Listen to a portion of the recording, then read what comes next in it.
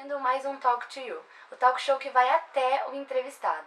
Meu nome é Gabriele Guimarães e hoje eu vou conversar com Eduardo Suplicy, político, economista, professor universitário e administrador de empresas.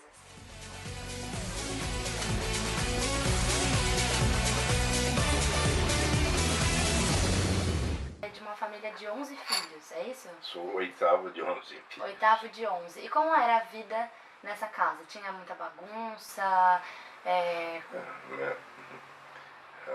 Eu morava na Alameda Casa Branca com a Alameda Santos. Era uma casa muito bonita diante do Parque Siqueira Campos, na parte vizinha, na esquina da Alameda Casa Branca com a Avenida Paulista, moravam meus avós, Andréa Matarazzo e Amália Sintra Ferreira Matarazzo. Minha mãe era Filomena, a segunda dos 6 filhos dela, do casal. E meus avós proporcionaram a minha mãe e a minha família essa casa boa onde nós morávamos. Tinha piscina, tinha quartos para todos os filhos e filhas. Era uma casa com um jardim grande. Me lembro de andar de bicicleta no jardim, às vezes também no parque, né? Meus pais, muito católicos, sempre nos transmitiram valores cristãos. Costumavam com frequência fazer uma oração com todas as crianças e filhos e filhas.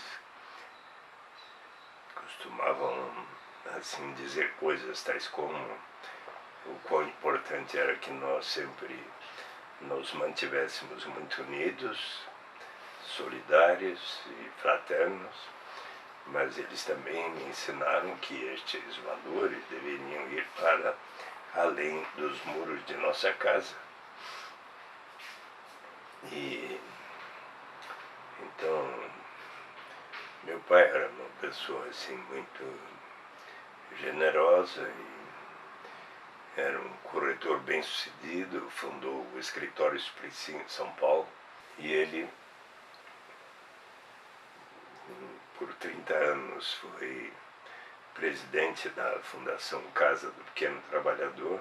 E naquela época, quando eu era menino, havia lá na Fundação Casa do Pequeno Trabalhador, cerca de 300, 400 meninos de origem muito humilde, muitos moradores de favelas que ali passavam parte do dia realizando um trabalho como de engraxate ou de guardinha de automóvel, tinha uma farda.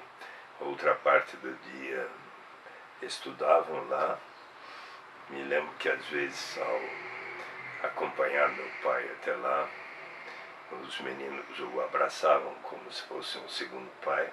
Ele costumava dizer para mim: olha, filho, mais importante do que qualquer ajuda que você possa dar a esta pessoa é você poder ouvir a história da pessoa. E eu aprendi com isso uma lição que eu transmito a todos que trabalham comigo desde quando me tornei deputado estadual, federal, vereador, senador, que cada pessoa que trabalha comigo no gabinete precisa tratar todas as pessoas com respeito. E aos poucos eu fui sempre assim, as coisas com as quais eu me deparava fizeram muito eu desenvolver assim uma consciência sobre as desigualdades que haviam no Brasil. Suplicy, conta pra gente da sua experiência no boxe, aquela história da Gazeta Esportiva. Eu estudava no Colégio São Luís e certo dia, andando a pé em direção à minha residência com alguns amigos, ao passarmos na esquina da Rua Augusta com a na Avenida Paulista, diante ali do Colégio Pai Leme. Alguns estudantes olharam, ficaram olhando assim para minha cara e tal, e eu fiquei olhando. Aí um deles falou: "Quem é que está olhando?" e tal, e avançou sobre mim. E nós rolamos no chão. Cheguei em casa assim, um tanto sujo de sangue. Me lembro que meu irmão perguntou a mim: "Mas quem é que bateu em você?" E tal. Lá eu contei o episódio, ele foi até lá e tal. Mas depois disso, eu tinha uns 15 anos, né? Eu perguntei a um cunhado meu, Aguinaldo de Araújo Góes, o que é que...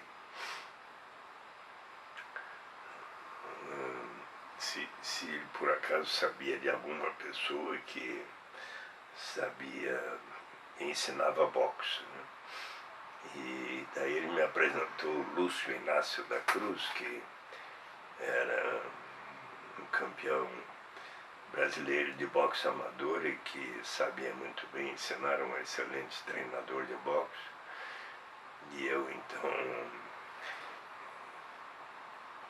pedi a meus pais que no porão da minha casa tinha um quarto onde meu irmão mais velho, Anésio, costumava usar para escrever e estudar, mas naquela hora ele não estava morando conosco, era mais velho.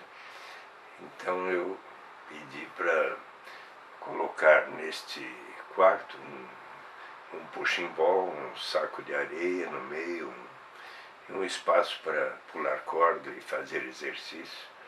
E assim, dos 15 aos 21 anos, eu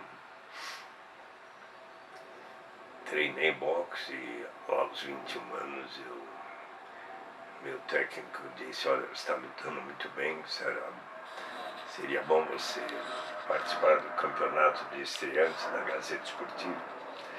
E eu acabei participando. O fato de eu treinar boxe, que era um esporte feito por pessoas assim de famílias mais carentes, quando estava no ringue fazendo luva, treinando, ali todos somos iguais, mas depois eu fiquei conhecendo, me tornei amigo dessas pessoas e fui vendo também, observando as diferenças e dificuldades que eles tinham na vida do ponto de vista econômico, social. E meu técnico Lúcio Inácio disse para mim: "Olha, Eduardo, não vai se assustar com o tamanho do negrão tão forte que vai lutar com você, porque você tem que lutar, saber fazer o que você sabe fazer e tal." E quando eu entrei no ginásio, eu tinha lá uns 50 amigos presentes, ou 30, 40, mas aí a torcida toda gritava assim: "Acaba logo com esse filhinho da mamãe." E no primeiro round estava muito equilibrado, mas de repente ele me acertou um soco na ponta do queixo. Eu caí, olhei para o meu técnico, ele falou: "Eduardo, espere, conte até 10. Quer dizer, espera o juiz contar até 10, porque quando se passar de 10 é nocaute, né? E antes de chegar no 10, você se levanta e faz o que você sabe." E aí quando chega o 8, me levantei, e quando terminou o primeiro assalto, a luta já estava muito equilibrada. E no segundo assalto, eu o derrubei por 2 vezes e ganhei por nocaute. E na Gazeta Esportiva, aqui está o que saiu na manchete do jornal: "Eduardo Matarazzo Suplicy saiu da lona para ganhar por nocaute." Muito bom. Gente bem vibrou no boxe. Espetacular a rodada de ontem no campeonato da Gazeta Esportiva. quando eu tinha 15 anos, que eu Isso. ganhei de presente a história de Galileu Galilei e assisti o filme de Nicolau Copérnico e isso teve uma influência grande na minha vida de jovem, que eu fiquei entusiasmado por aquela atitude de sempre buscar a verdade, porque se tratar de uma coisa humana. Passei a estudar bem mais, passei da turma de médios para a turma de melhores alunos da classe no Colégio São Luís e continuei mais intensamente essa busca de por que havia tantas diferenças socioeconômicas no Brasil. Mas em fevereiro de 1966 surgiu o concurso para ser professor de economia na GV. Eu me interessei. Meu pai me alertou: olha, filho, veja bem se é o que você quer, porque ser professor talvez não vá lhe proporcionar o padrão de vida que você e sua mulher estão acostumados, mas se for o que você achar que vai lhe tornar mais feliz, eu vou lhe apoiar.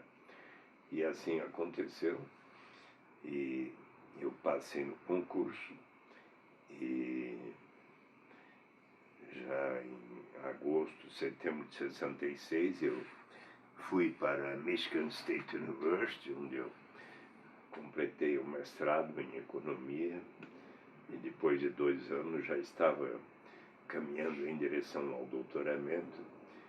Mas a Marta então me disse: olha, que tal voltarmos ao Brasil? Eu completo o meu curso de psicologia e daí a gente volta, você faz o PhD e eu faço o mestrado em psicologia, e assim o fizemos. Então,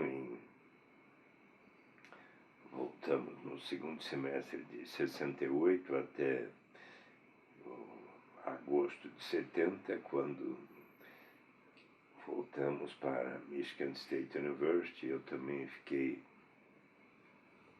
o ano de 1972 na Universidade de Stanford, onde recebi uma scholarship para lá estudar por um ano que eu quisesse.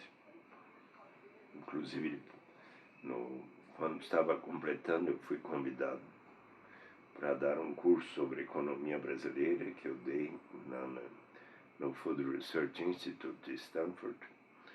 E daí, no primeiro semestre de 73, voltei a Michigan State, onde completei a minha tese sobre os efeitos das mini-desvalorizações sobre a economia brasileira. E aí voltei para o Brasil e continuei a lecionar tempo integral na GV. Daí foram surgindo convites para escrever artigos na Folha de São Paulo, na última hora, em 74. Em 75, fui editor de economia da revista Visão. Sempre continuei a lecionar, mas compatibilizava também essa atividade. E em 76 fui convidado para escrever artigos de política econômica na Folha de São Paulo. Escrevia 3, 4 artigos por mês, e até que, quando chegou outubro de 1976, que eu e outros amigos fomos participar, ajudar, apoiar a campanha de Flávio Flores da Cunha Biarimbá pelo MDB para ser eleito vereador. No dia da eleição, fomos comemorar a sua eleição numa pizzaria lá em Moema. E eu, então, quando estava lá comendo uma pizza, alguns amigos vieram a mim e disseram: olha, nós estávamos lá na mesa pensando quem é que poderá ser candidato nas próximas eleições em 78, e como seus artigos de sobre economia estão sendo muito lidos na Folha de São Paulo, nós achamos que você poderá ser candidato. Então, eu fui conversar com pessoas tais como Ulisses Guimarães, André Franco Montoro, Chopin Tavares de Lima, Plínio de Arruda Sampaio, para saber o que era ser um representante do povo. Me interessei. Em 78 fui eleito deputado estadual pelo MDB, depois pelas diversas circunstâncias extintos MDB e Arena. No segundo semestre de 79, aquelas lideranças sindicais e intelectuais que estavam formando o Partido dos Trabalhadores me convidaram, bem como a 5 outros deputados estaduais que éramos do MDB, para sermos fundadores do PT, e assim, em 10 de fevereiro de 80, eu me tornei deputado, me tornei fundador do PT. Em 82 fui eleito deputado federal pelo PT, cheguei a ser candidato a prefeito e a governador em 85 e 6, mas não venci. Daí voltei a ser professor tempo integral na GV, em 87 e 8, e período em que eu fiz uma pesquisa sobre os direitos à cidadania e a distribuição da renda, e entrevistei empresários, líderes sindicais e presidentes de associações de moradores de favelas e ministros da economia, perguntando a todos como é que era, como se sentiam influenciadores das decisões de política econômica, e publiquei o livro, então, da distribuição da renda e dos direitos à cidadania, em 88, ano em que o PT me convidou para ser candidato a vereador, para ajudar a eleição da Luísa Erundina, candidata a prefeita, que tinha sido a minha candidata a vice-prefeita em 85. Eu aceitei, fui eleito com 201 mil votos, 5 vezes mais que o segundo colocado. Por isso me elegeram presidente da Câmara Municipal. E eu ali apliquei a norma: a transparência em tempo real é a melhor maneira de prevenir irregularidades. Quando chegou 90, o PT me disse, o próprio Lula: você está muito bem na opinião pública, que tal você ser o nosso candidato ao Senado? Eu fui candidato e eleito versus André Franco Montoro, Ferreira Neto, Francisco Rossi, João Cunha, Guilherme Afif Domingos, mas tive 4.201.000 votos, 30% dos votos válidos. Em 92, o PT quis que eu fosse novamente candidato a prefeito. Fui para o segundo turno, mas Paulo Maluf venceu. Começou no segundo turno, ele usava um bote. Nós não temos nada contra o Suplicy, mas não queremos o PT mandando aqui.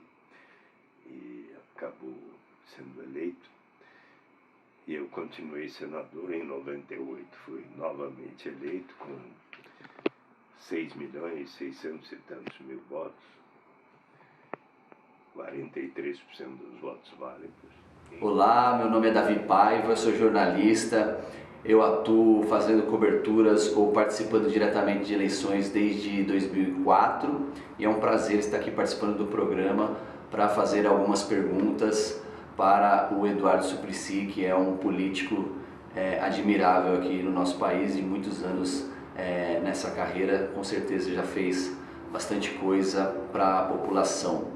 Eu queria saber então do nobre Eduardo Suplicy, qual foi o maior feito, o feito que ele considera mais importante ao longo aí da sua trajetória na política nacional?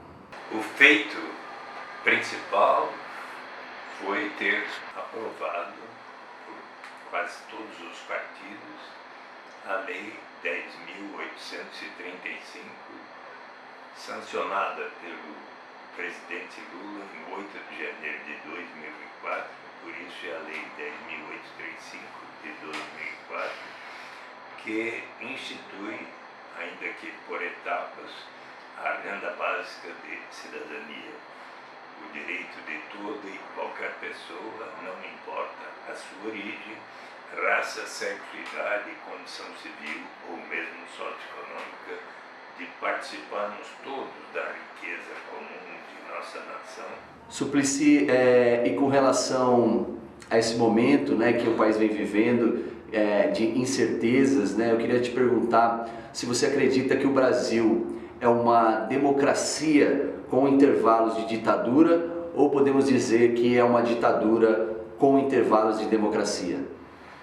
Nós tivemos diversos momentos em que, infelizmente, a democracia foi interrompida. O último, mais grave, foi de 1964 até 1988, durante o regime militar, meados de setembro, que então o PT indicou Fernando Haddad, até ele era o coordenador do programa de governo do presidente Lula, e foi com a aprovação de Lula e de todos nós que Fernando Haddad foi candidato, todavia com um tempo menor do que seria, acredito, necessário. Avalio que 2, 3 semanas a mais de campanha muito provavelmente dariam a oportunidade de ele vencer as eleições. Agora, estas eleições foram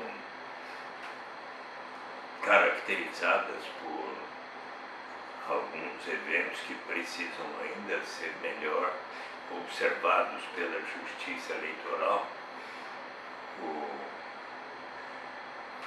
Os indícios e as informações que não foram ainda suficientemente detectadas, analisadas pela Justiça Eleitoral, foi de que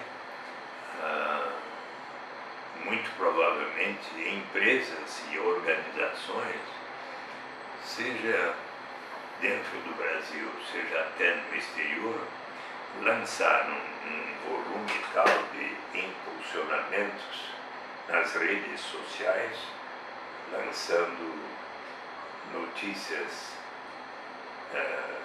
falsas, distorcidas, as chamadas fake news, a respeito dos candidatos do Partido dos Trabalhadores. E sobre a questão desse momento, né, de ampliação do conservadorismo no nosso país, eu queria saber do Eduardo Suplicy o que ele acha que significa, né, esse boom, vamos dizer assim, da extrema-direita em todo o mundo e agora também aqui no Brasil com a eleição do Jair Bolsonaro. Precisa ver na prática o que é que vai acontecer, porque as mais diversas medidas que o governo quiser adotar ainda terão que passar pelo Congresso Nacional. Sim, há hoje uma composição do Congresso possivelmente mais conservadora, mas é possível que surjam movimentos de oposição, movimentos sociais muito fortes, que venham a dificultar a adoção de medidas que não seriam adotadas de forma alguma, por exemplo, pelo governo de Fernando Haddad, se ele tivesse sido eleito. Eu tenho uma visão muito diferente. Até fico pensando que será bom se ele puder ler o meu livro, para não chegar às mãos dele, e, por exemplo, para que ele saiba argumentos que indicam que não é com a diminuição da maioridade penal ou com a pena de morte que nós vamos diminuir a criminalidade no Brasil. And how many deaths will it take till he knows that too many people have died? The answer, my friend, is blowing in the wind. The answer is blowing in the wind. Com relação à Operação Lava Jato, Suplicy, o que você acha dessa operação? Você acha que ela, de certa forma, foi parcial? Houve uma perseguição ao Partido dos Trabalhadores? Ou o Suplicy acredita, ou o senhor acredita que nos próximos anos agora, será que a Lava Jato pode também punir corruptos de outros partidos? Como que você vê isso com relação à perseguição, ou suposta perseguição da Lava Jato no Partido dos Trabalhadores? Realmente isso existiu? Eu acho que a Operação Lava Jato teve méritos, de fato contribuiu muito para que se desvendasse formas de corrupção inadmissíveis, que inclusive foram detectadas dentre pessoas do meu partido. O Partido dos Trabalhadores foi atingido de maneira muito mais forte do que os demais, sendo que nos demais também houve acontecimentos muito graves, e eu acho que o juiz Aldo Moro, que muitas vezes se mostrou uma pessoa muito isenta e tudo, no que diz respeito ao caso do presidente Lula, eu acho que ele resolveu tomar a decisão de condenar e prender o presidente Lula antes mesmo que lhe fosse dada a oportunidade a mais completa possível de se defender, inclusive porque são muitos os juristas assim que conhecem muito a legislação, que dizem que o fato de o juiz Sérgio Moro ter expresso que Lula foi condenado com base em pressuposições e não com comprovações evidentes, isso faz com que eu sinta realmente dúvida. E para encerrar, eu gostaria de agradecer a oportunidade de participar do programa e realizar essas perguntas aí para o Suplicy. Quero saber primeiro qual é a sua cor favorita? Azul e vermelho. Azul e vermelho. Qual é o seu lugar preferido no Brasil? Eu gosto muito de Pissinguaba, ali uma vila de pescadores em Ubatuba. Seu lugar preferido no mundo? No mundo, seu lugar preferido no mundo? Pode ser um país ou uma cidade em algum país? O lugar preferido por ter sido o pioneiro onde se implantou uma renda básica, um dividendo igual para todos, o Alasca. O Alasca? O que o PT representou na sua vida e representa até hoje? Uma oportunidade de estar lutando por um Brasil justo, com democracia, com liberdade e propugnando para que todos, brasileiros e brasileiras, possam ter uma vida digna. E o ex-presidente Lula, o que ele representou para o Brasil? O presidente Lula, uma pessoa que, tendo tido uma origem humilde, conseguiu ter uma trajetória formidável, se tornou um líder sindical e depois formou uma consciência da necessidade de organizar um partido político como o Partido dos Trabalhadores para lutar por um Brasil mais justo e igualitário. Acho que ele tem extraordinários méritos. Avalio que ele, segundo as suas próprias palavras, não cometeu crime de enriquecimento ilícito, e acredito que ele deva ter a oportunidade de comprovar isto perante o Supremo Tribunal Federal e com o apoio de seus advogados. Certo. E qual o seu filósofo preferido?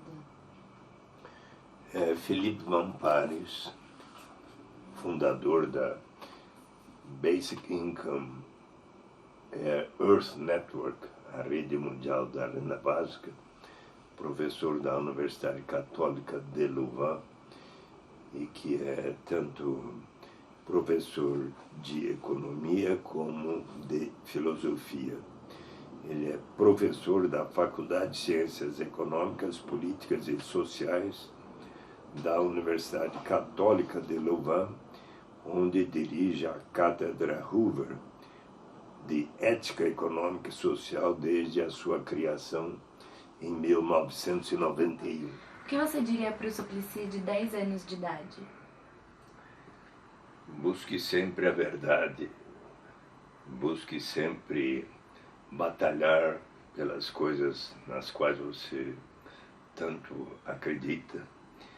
Procure seguir os exemplos daquelas pessoas que sempre lutaram para que as transformações se dessem de maneira pacífica, seguindo as recomendações de Jesus Cristo, de Mahatma Gandhi, de Martin Luther King Jr. E procure seguir as recomendações de Jesus Cristo, explicitadas no Sermão da Montanha, de São Francisco de Assis, na sua tão querida oração. Esse foi mais um Talk to You comigo, Gabriele Guimarães, e com o Suplicy. Muito obrigada pela sua participação, foi um prazer enorme e até o próximo programa.